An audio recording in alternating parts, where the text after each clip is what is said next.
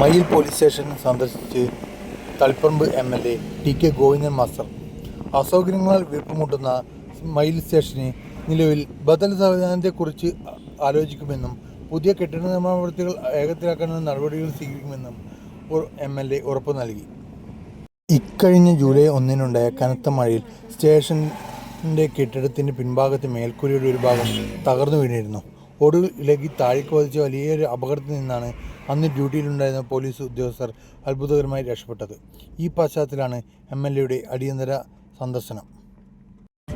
കഴിഞ്ഞ 16 വർഷമായി മയിൽ ടൗണിലെ കാലപ്പഴക്കം ചെന്ന ഒരു വാടക കെട്ടിടത്തിലാണ് ഈ പോലീസ് സ്റ്റേഷൻ പ്രവർത്തിക്കുന്നത്. അടിസ്ഥാന സൗകര്യങ്ങൾ പോലുമില്ലാത്ത കടുത്ത ബുദ്ധിമുട്ടിലാണ് ഇവിടുത്തെ ഉദ്യോഗസ്ഥർ ജോലി ചെയ്യുന്നത്. പുതിയ കെട്ടിട നിർമ്മാണത്തിനായി സ്ഥലം കണ്ടെത്തുകയും 2025 ആഗസ്റ്റ് 12-ന് തറക്കല്ലിടൽ കർമ്മം നിർവഹിക്കുകയും ചെയ്തിരുന്നെങ്കിലും അതിനുശേഷം തുടർ നടപടികളൊന്നും ഉണ്ടായിരുന്നില്ല. MLA നേരിട്ടെത്തി നൽകിയ പുതിയ ഉറപ്പോടെ വർഷങ്ങളായുള്ള തങ്ങളുടെ ദുരിതത്തിന് ശാശ്വത പരിഹാരമുണ്ടാകുമെന്ന പ്രതീക്ഷയിലാണ് മയിൽ പോലീസ് സ്റ്റേഷനിലെ ഉദ്യോഗസ്ഥർ. മയിൽ പോലീസ് സ്റ്റേഷൻ പൊട്ടിവിടും ഞാനത് മന്ത്രിയോട് തന്നെ പറഞ്ഞതാണ്.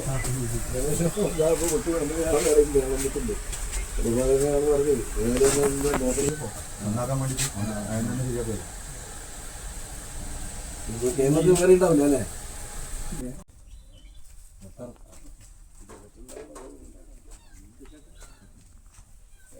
അതെന്തായാലും നോക്കട്ടെ. ഇപ്പോൾ ഏതായാലും അടുത്താഴ്ച വിളിച്ചിട്ടുണ്ട്, ശീലാക്കാൻ വേണ്ടി നോക്കാം.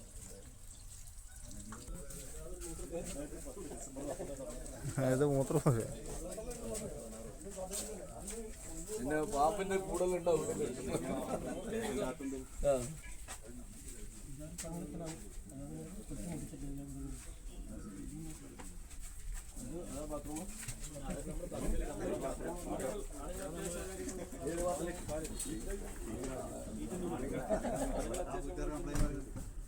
അതിനാരും പോക്കുണ്ടോ? ഒരു ബാത്റൂമില്ല.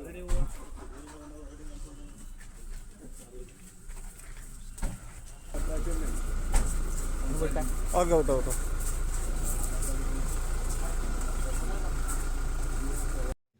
ഇത്രയും വൃത്തിഹീനമായിട്ടുള്ള ഒരു അവസ്ഥ മറ്റൊരു പോലീസ് സ്റ്റേഷനിൽ ഉണ്ടാവാനിടയില്ല. അപ്പോൾ ഏതായാലും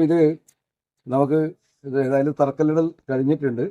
അതിൻ്റെ മറ്റു പരിപാടികൾ നടക്കുന്നുണ്ട്. ഏതായാലും അതിൻ്റെ കെട്ടിടം പണിയുടെ പ്രവൃത്തി ത്വരിതപ്പെടുത്താൻ വേണ്ടി ഞാൻ ശ്രമിക്കാം. അതോടൊപ്പം ഇത് നമ്മുടെ ആഭ്യന്തരമന്ത്രിയുടെ ശ്രദ്ധയിൽ ഇക്കാര്യം പെടുത്താം, വിശദമായി തന്നെ ഞാൻ ഇതിൻ്റെ അവസ്ഥ സംബന്ധിച്ച് പെടുത്താം. ബദൽ സംവിധാനം ഉണ്ടാവും നമുക്ക് ആലോചിക്കേണ്ടി വരും. അതായത് ഇവിടുന്ന് മാറ്റി വേറെ കിട്ടുമെങ്കിൽ അത് ആലോചിക്കേണ്ടി വരും. കാരണം ഇത് എത്ര കാലം ഇങ്ങനെ തുടരുക? മാത്രമല്ല മറ്റൊരു കെട്ടിടപ്പണി തുടങ്ങിയാൽ തന്നെ 2 വർഷം ഇല്ലാണ്ട് കെട്ടിടം പൂർത്തിയാവില്ല. അപ്പോൾ അങ്ങനെ വരുമ്പോൾ ഒരു ബദൽ സംവിധാനത്തെക്കുറിച്ച് ആലോചിക്കുന്നതല്ലോ, നമുക്ക് എവിടെയും കെട്ടിടം കിട്ടുമെന്നുള്ളതിനെക്കുറിച്ച് ഒരാലോചന നടത്തുന്നത് നന്നായിരിക്കും. ഈ മഴ താങ്ങുമോ? ഈ മഴക്കാലം ഇത് താങ്ങുമോ? അതെ, അതിപ്പോ പറയാൻ കഴിയില്ല. ഇപ്പോ എന്താ സംഭവിക്കുന്നത്? വലിയ മഴ വന്നാൽ ഇത് നല്ല ഏതെല്ലാം പോവാ. അതുകൊണ്ട് ഇത് വളരെ ശോച്യാവസ്ഥ തന്നെ. അത് പരിഹരിക്കുന്നതിന് ആവശ്യമായിട്ടുള്ള ഇടപെടൽ നോക്കാം. 2 നിർദ്ദേശം എനിക്കുള്ളൂ. ഒന്ന്, കെട്ടിടപ്പണി സ്പീഡാക്കുക, അത് നമുക്ക് ചെയ്യാം. മറ്റൊന്ന് ബദൽ സംവിധാനം. നമ്മളൊരു ബിൽഡിംഗ് പഞ്ചായത്തിന്റെ ഈ സാധനത്തിന് വേണ്ടിയിട്ട് എടുക്കാത്തൊരു ബിൽഡിംഗ് ആയിരുന്നു.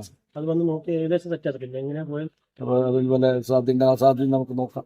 ഇല്ല പ്രൈവറ്റ് ബിൽഡിംഗ് കൂടി ഉണ്ട്, അത് നോക്കാം. ഏതായാലും ഒരു ബദൽ സംവിധാനം വേണം. ഇല്ലെങ്കിൽ ഇനി കെട്ടിടം പൂർത്തിയാകുന്നവരെ ഇവർക്ക് ഇരിക്കാനാവില്ല. ഇവിടെ വലിയ ബുദ്ധിമുട്ടായിരിക്കും.